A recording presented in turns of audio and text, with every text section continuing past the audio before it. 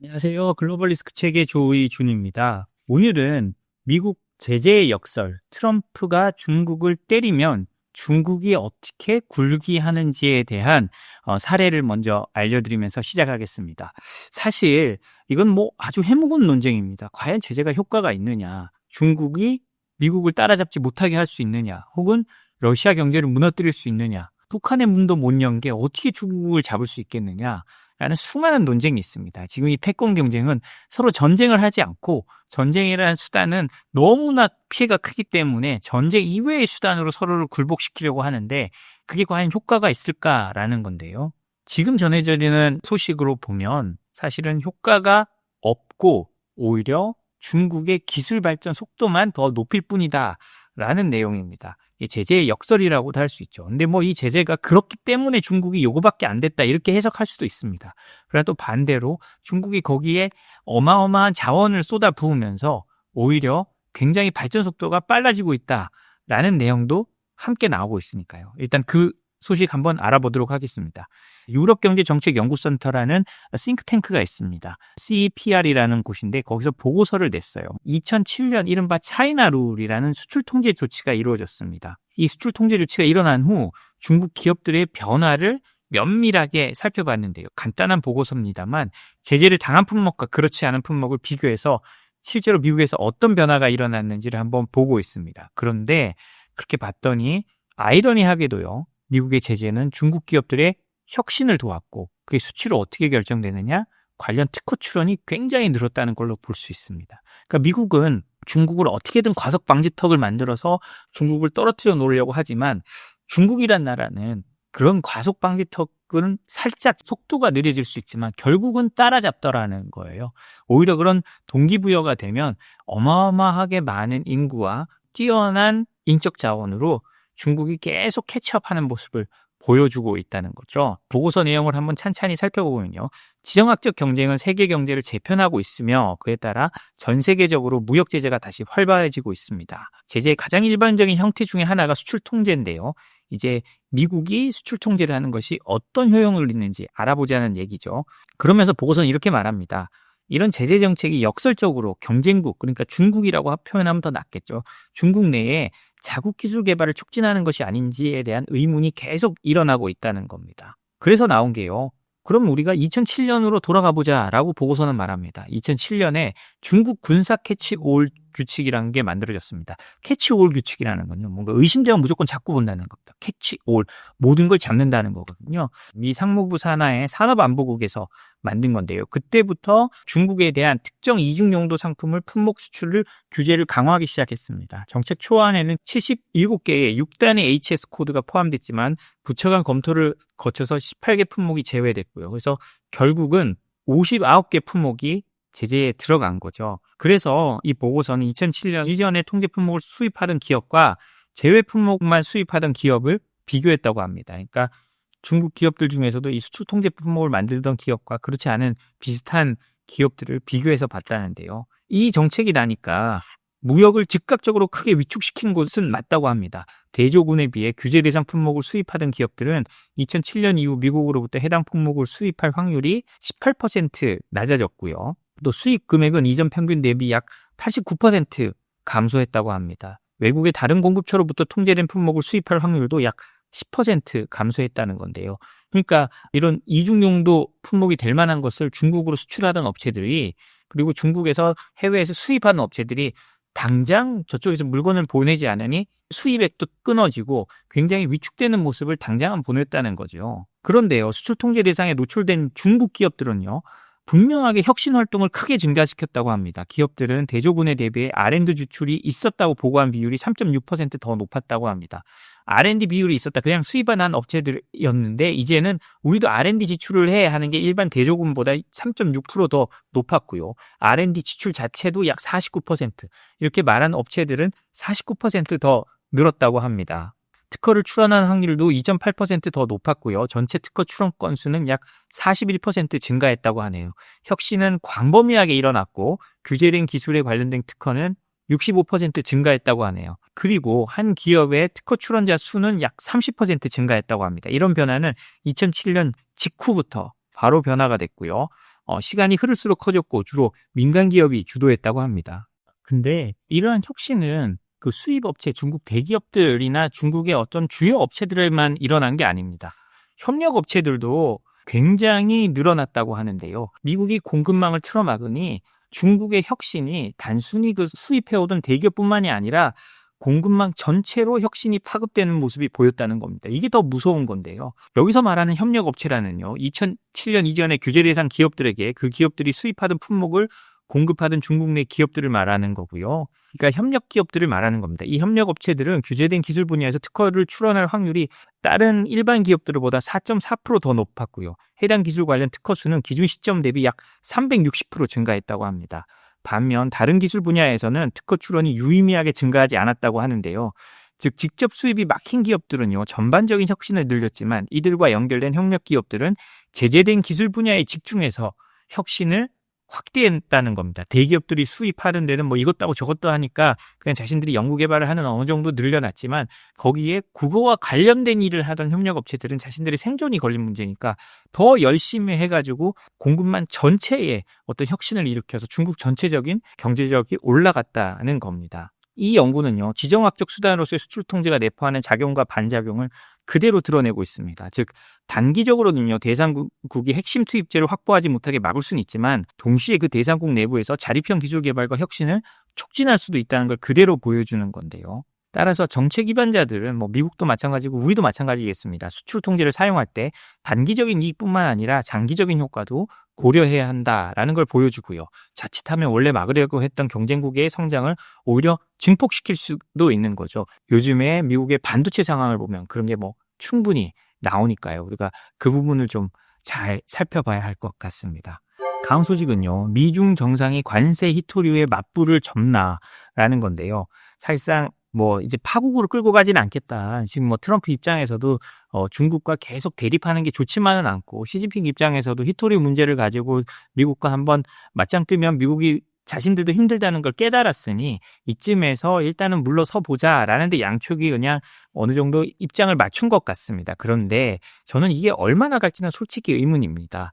왜냐하면 트럼프 1기 시절 때도 2019년 트럼프와 시진핑이 마지막으로 만났던 G20 정상회담이 있었거든요. 오사카에서 열렸었습니다. 그때 두 사람이 여러 합의도 하고 서로 이제 무역을 잘 진행하기로 한다고 했지만 그 뒤로도 약속을 파기했다가 다시 하고 하면서 약 한 1년 후에나 그 무역전쟁 사인이 있었거든요. 이런 걸 보면 이 미국과 중국 문제는 하루아침에 두 사람의 사인으로 풀린 문제는 아니고요. 일단 이번에 이제 큰 틀에서 어느 정도 합의를 한 거고, 양측 다 이제 확전 자제 정도로 말해놓은 게 맞다고 생각합니다. 그러나 뭐 이 충돌의 여지는 앞으로 계속 있을 거라고 저는 생각을 하고요. 그렇기 때문에 여기에 대해서 긴장을 늦출 때는 아니라고 봅니다.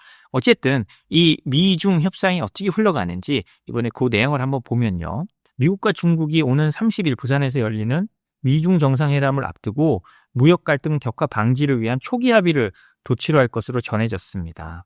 양국은 히토류 수출 통제와 100% 추가 관세 부과 등 상호 강경 조치를 유예하는 방향으로 입장을 좁혔고요. 농산물 교역과 합성마약 펜타닐 문제, 그리고 수출 통제 등 주요 사안에 대해서 일정 수준의 공감대를 형성했다고 합니다. 지금 이 두 사람은 어떻게 하느냐? 스콧 베선트 미국 재무장관이 있고요. 그리고 허리펀 중국 국무원 부총리가 쿠알라룸푸르에서 계속 협상을 합니다. 그리고 베선트는 26일 ABC 뉴스와의 인터뷰에서요, 중국의 히토류 수출 통제가 1년 유예될 것으로 믿는다라고 밝혔고요. 미국도 중국에 100% 추가 관세를 부과하지 않을 것으로 예상한다라고 했습니다. 중국 관영 신화통신은요, 양국이 미국의 대중국 해상 물류 조선업에 대한 미국 무역법 301조 조치, 상호관세 중단기간 연장, 합성마약 펜타닐 관련 관세 및 법 집행 협력, 농산물 교역, 수출 통제 등 주요 경제무역 사안에서 솔직하고 건설적인 교류를 했고 기본적인 합의에 도달했다라고 보도했습니다. 중국 관영 신화통신에서 이렇게까지 나올 거면요, 양측이 상당히 문구에까지 어느 정도 조율이 됐다는 걸 말합니다. 중국 관영통신들은 쉽게 움직이질 않거든요. 민주주의 사회 언론은 일단 대체적인 분위기가 표현되면 기사를 쓰고 거기에 대한 해설 기사를 쓰고 혹시 틀리면 틀린 대로 나중에 왜 틀렸는지 기사를 쓰고 아니면 바꿔 쓸 수 있습니다. 근데 중국 관영통신들은 그렇지 않거든요. 왜냐하면 공산당의 선전 매체이기 때문에 어느 정도 확실해야, 그리고 양측이 바뀌지 않는 약속이 있다고 판단을 해야 기사를 씁니다. 근데 이렇게 신화통신이 썼다는 건 상당히 양측이 이미 거의 정해졌다. 이제 마지막 트럼프와 시진핑이 만나서 도장 찍는 세러모니만 남겨놨다는 뜻으로 볼 수 있거든요. 그 베산트 장관은 미국 산 농산물의 대규모 구매에 대해서도 중국이 그 허리펑 부총리가 합의했다고 언급했고, 중국이 미국을 황폐화시킨 펜타닐 원료 물질 문제 해결에도 협력하기로 했다고 밝혔습니다. 왜 그러느냐라는 건 뭐 명백하죠. 트럼프 대통령이 그다음에 100% 관세에 대해서 본인도 지속 가능하지 않다라고 최근 인터뷰에서 말했고요. 그다음에 히토류 공급망에 대해서도 중국을 완전히 배제하는 건 트럼프 임기 내에 현실적으로 어렵다는 거를 트럼프도 잘 알고 있는 겁니다. 그리고 중국도요, 미국이 추가 관세가 자국 경제에 타격이 될 수 있다는 점을 잘 알고 있고, 지금 아무래도 중국의 그 물가가 계속 낮아지고 지금 디플레이션이 온다고 해가지고 중국이 굉장히 쉽지 않은 상황인데요. 그런 상황에서 무역 충돌이 계속되면 중국의 경제는 점점 더 내려갈 수밖에 없으니까 중국 입장에서도 확전하는 걸 원치 않는다고 할 수 있습니다. 그리고 지금 뭐 여전한 건 반도체나 AI 분야에서 미국과의 기술 격차가 있다는 것을 좀 알고 있기 때문에 중국도 지금은 아직 고개를 쳐들고 완벽하게 싸울 때가 아니다라고 판단하는 걸로 보이는데요. 그러나 이게 그냥 잠시의 휴전일 뿐이지 종전은 아니라고 생각합니다. 휴전도 그냥 서로 총을 쏘지 않는 정도의 짧은 휴전이지 조만간 또 다른 뭐 여러 이슈로 다시 미중 패권 경쟁 그리고 미중의 충돌은 일어날 수 있다고 보거든요.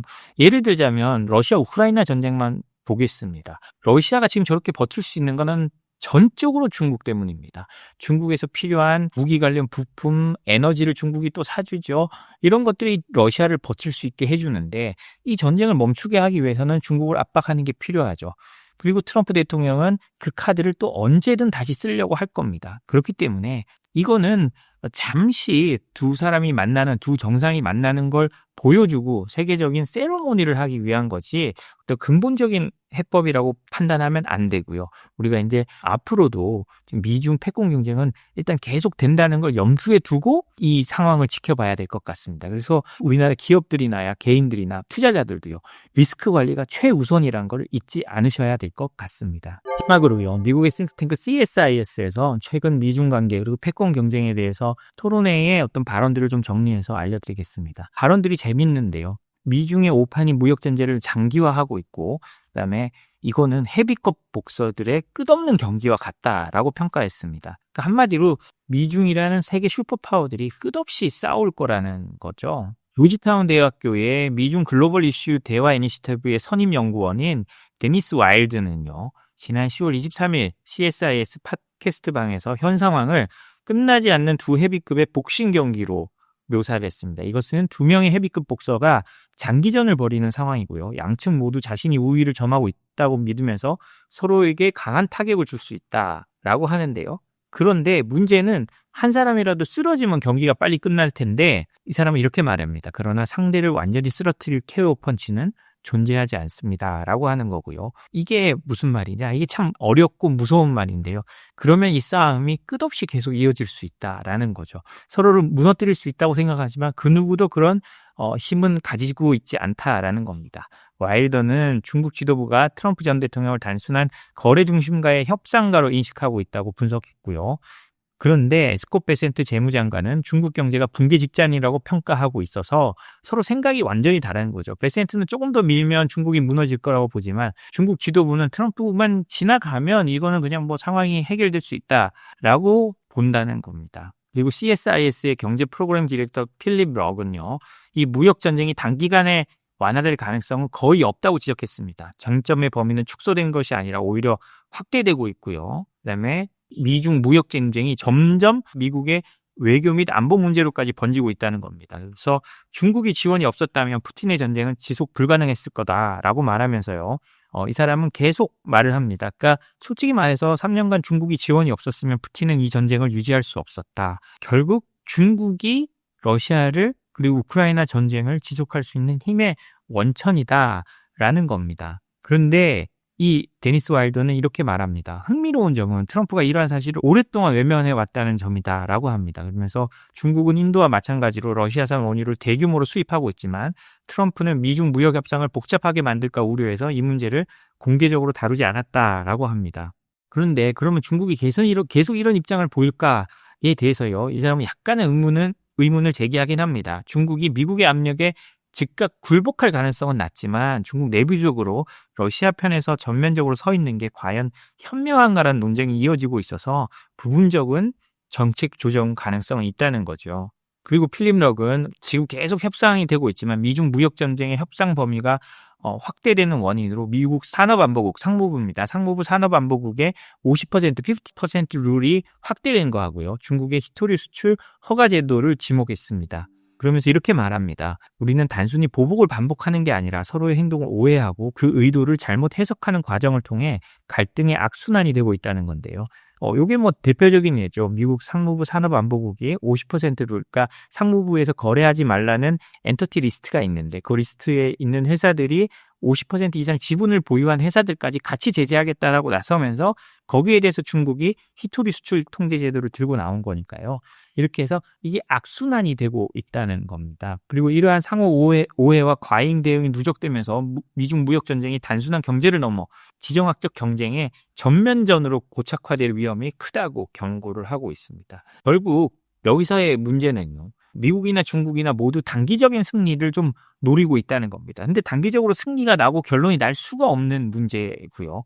그러니까 그 과정에서 상호 보복하면서 또 서로 오해가 겹치면서 협상의 여지는 점점 줄어들고 있는 겁니다. 지금 뭐 트럼프하고 시진핑이 어느 정도 합의를 했다고 하지만 그조차 얼마나 갈지 알 수 없는 거고요. 2019년에 이미 그런 모습을 보여줬고요. 그리고 이런 경제적 대립이요. 우크라이나 전쟁, 반도체 수출 통제, 히토리 자원 통제 등 안보와 산업 정책 전 영역으로 확장되고 있는 것을 우리가 보고 있는 겁니다. 그리고 전문가들은 이러한 상황이 장기화될 경우 글로벌 공급망 불안과 무역체제 불확실성이 심화되면서 세계 경제 전반에 지속적인 충격을 초래할 것으로 전망하고 있습니다. 예, 오늘 저희가 준비한 소식은 여기까지입니다. 저희 소식이 도움이 되셨다면 구독과 좋아요, 알림 설정 부탁드립니다. 감사합니다.